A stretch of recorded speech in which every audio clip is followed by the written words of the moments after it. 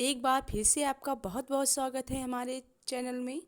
तो अगली कहानी की श्रृंखला में हम सिंहासन बत्तीसी की 7वीं कहानी लेके आए हैं, 7वीं पुतली कौमुदी। 7वीं पुतली कौमुदी ने जो कथा कही वह इस प्रकार है। एक दिन विक्रमादित्य अपने शयन कक्ष में सो रहे थे। अचानक उनकी नींद करुण क्रंदन सुनकर टूट गई। उन्होंने ध्यान लगाकर सुना तो रोने की आवाज़ नदी की तरफ से आ रही थी और कोई रोए जा रहा था, कोई स्त्री रोए जा रही थी।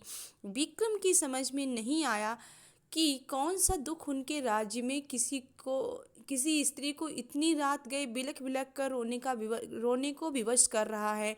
उन्होंने तुरंत राज परिधान पहना और कमर में तलवार लटकाकर आवाज़ की दिशा में चल पड़े। छिप्रा के तट पर आकर उन्हें पता चला कि वह आवाज़ नदी के दूसरे किनारे पर बसे जंगल से आ रही है। उन्होंने तुरंत नदी में छलांग लगा दी तथा तैरकर दूसरे किनारे पर पहुँचे। फिर चलते चलते उस जगह पहुँचे जहाँ से रोने की आवाज़ आ रही थी। उन्होंने देखा कि झाड़ियों में बैठी एक स्त्री रो रही है। उन्होंने उस स्त्री से रोने का कारण पूछा। स्त्री ने कहा कि वह कई लोगों को अपनी व्यथा सुना चुकी है मगर कोई फायदा नहीं हुआ। राजा ने उसे विश्वास दिलाया कि उसकी मदद करने का हर संभव प्रयत्न करेंगे। तब स्त्री ने बताया कि वह एक चोर की पत्नी है और पकड़े जाने पर नगर कोतवाल ने उसे वृक्ष पर उल्टा लटका दिया है। राजा ने पूछा, क्या वह इस फैसले से खुश नहीं है? इस पर औरत ने कहा कि उसे फैसले पर कोई आपत्ति नहीं है, लेकिन वह अपने पति को भूखा प्यासा लटकता नहीं देख सकती। चूंकि न्याय में इस बात की चर्चा नहीं थी कि वह भूखा प्यासा रहे, इसीलिए वह उसे भोजन तथा पानी देना चाहती है। विक्रम ने पूछा कि अब तक उसने ऐसा क्यों नहीं। इस पर औरत बोली कि उसका पति इतनी ऊंचाई पर टंगा हुआ है कि वह बगैर किसी की सहायता से उस तक नहीं पहुंच सकती और राजा के डर से कोई भी दंडित व्यक्ति की मदद को तैयार नहीं होता। तब विक्रम ने कहा कि वह उसके साथ चल सकती है। दरअसल वह औरत पिशाचिनी थी और वह लटकने वाला व्यक्ति उसका पति नहीं था। वह उसे राजा के कंधे पर चढ़कर खाना चाहती थी। जब विक्रम उस पेड़ के पास आए तो वह उस व्यक्ति पर को चट कर गई। तृप्त होकर विक्रम को उसने मनचाही चीज मांगने को कहा।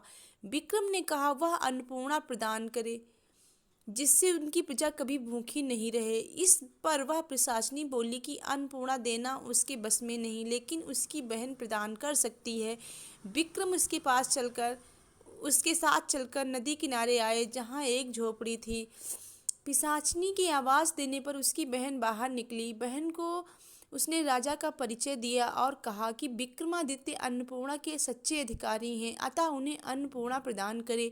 उसकी बहन ने सहर्ष अन्नपूर्णा उन्हें दे दी। अन्नपूर्णा लेकर विक्रम अपने महल की ओर रवाना हुए।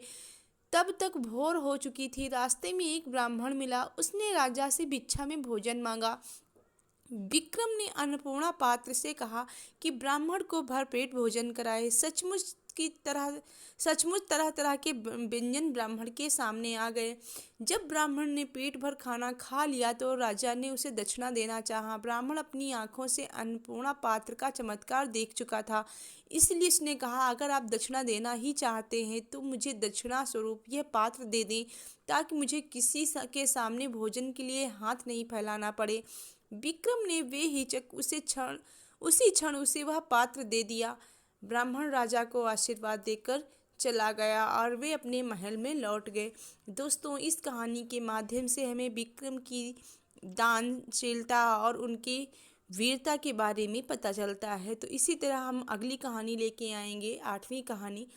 तो अगर आपको कहानी पसंद आई हो तो वीडियो को लाइक, शेयर एंड सब्सक्राइब ज़रूर करिए। दोस्तों, आप वीडियो देख लेते हैं लेकिन लाइक सब्सक्राइब करना भूल जाते हैं, तो प्लीज़ पहले आप चैनल को सब्सक्राइब कर लीजिए ताकि आने वाली वीडियो की नोटिफिकेशन आपको ज़रूर मिल सके और हमें प्रोत्साहन मिले और भी अच्छी अच्छी स्टोरी डालने का। धन्यवाद।